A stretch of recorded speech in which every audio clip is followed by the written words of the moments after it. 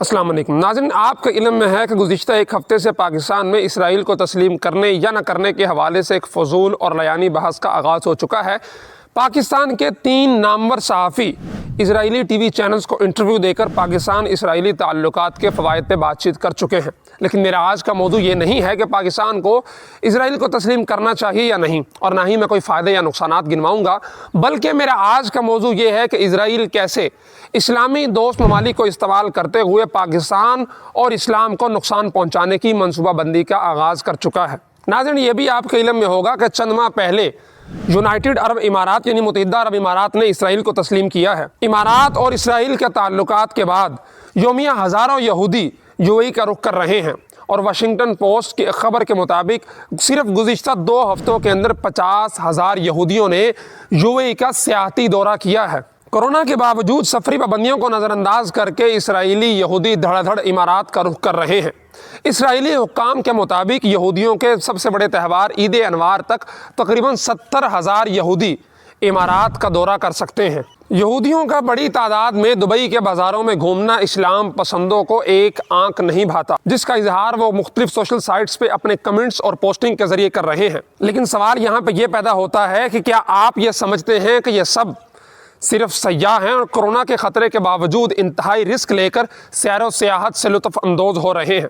میرے خیال میں ایسا سمجھنا محض خام خیالی اور انتہائی بچگانہ فعل ہے۔ یہاں پہ میں آپ کو واشنگٹن پوسٹ کی ایک اور خبر کا حوالہ دینا ضروری سمجھتا ہوں کہ جس کے مطابق چند دن پہلے دبئی ایئرپورٹ پر سینکڑوں یہودیوں کو روکا گیا۔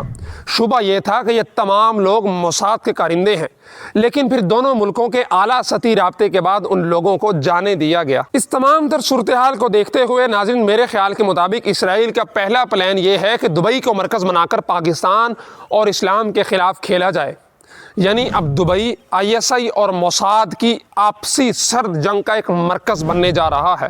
جو لوگ ایجنسیوں کے طریقہ کار کو پڑھتے رہتے ہیں وہ جانتے ہیں کہ موساد کا طریقہ واردات یہ ہے کہ وہ ہمیشہ کچے ذہنوں کو استعمال کرتی ہے۔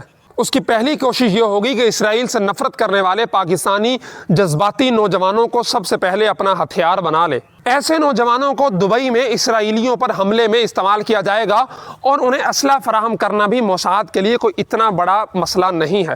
مسلمانوں سے مسلمان بن کر تعلقات قائم کرنا، بلکہ مسلمان عالم بن کر عام لوگوں کی ذہن سازی کرنا، ان کی برین واشنگ کرنا، یہ موساد کا ہمیشہ سے طریقہ واردات رہا ہے، اور وہ اس فن میں طاق ہے۔ یہودیوں کی تاریخ ہمیں یہ بتاتی ہے کہ وہ ہمیشہ سے مسلمانوں کے خلاف مسلمانوں کو ہی استعمال کرنے کے لیے اپنے کرندوں کو اسلامی علوم سکھاتے ہیں۔ بلکہ موسیٰ بن میمون نے تو علوم اسلامیہ کو حاصل کرنے کے ساتھ ساتھ قرآن مجید بھی حفظ کیا، اور کئی سال تک تراویح پڑھانے کے ساتھ ساتھ 5 وقتہ نمازوں کا امام بھی رہا۔ بلکہ اس نے مسلمانوں کا اتنا اعتماد حاصل کر لیا تھا کہ وہ سلطان صلاح الدین ایوبی کا ذاتی معالج بھی بن چکا تھا۔ اب بھی موساد کے پاس کئی موسیٰ بن میمون ہیں جو ان کے لیے یہی کام کر سکتے ہیں۔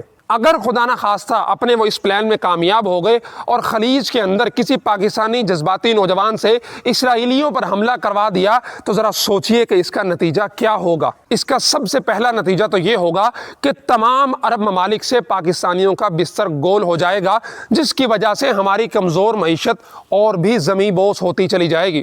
ناظرین، آپ کے شاید علم میں ہو کہ سعودیہ کے بعد سب سے زیادہ زر مبادلہ پاکستان کو یونائٹڈ عرب امارات کی طرف سے آتا ہے، کیونکہ پاکستان کے 15 لاکھ ورکرز وہاں کام کرتے ہیں۔ نہ صرف ان 15 لاکھ ورکروں کے خاندان، بلکہ پاکستان کو بھی زر مبادلہ کا ایک بہت بڑا حصہ یونائٹڈ عرب امارات کی طرف سے آتا ہے۔ اور اگر عرب ممالک سے پاکستان کا بستر گول ہو جاتا ہے تو نہ صرف ان خاندانوں کو معاشی مشکلات ہوں گی، بلکہ پاکستان کے لیے بھی معاشی طور پر انتہائی نقصان کا باعث بنے گا۔ اس لیے خلیجی ممالک اور بالخصوص یونائٹڈ عرب امارات میں بسنے والے پاکستانی نوجوانوں کو انتہائی چوکنا رہنا ہوگا کہ وہ کہیں جذبات میں آ کر دشمن کا کھلونا نہ بن جائیں، اور ان کے ہاتھوں میں کھیلتے ہوئے اپنے وطن عزیز اور اسلام کے لیے انتہائی گمبھیر مسائل پیدا کرنے کا باعث نہ بنے۔ بہت شکریہ۔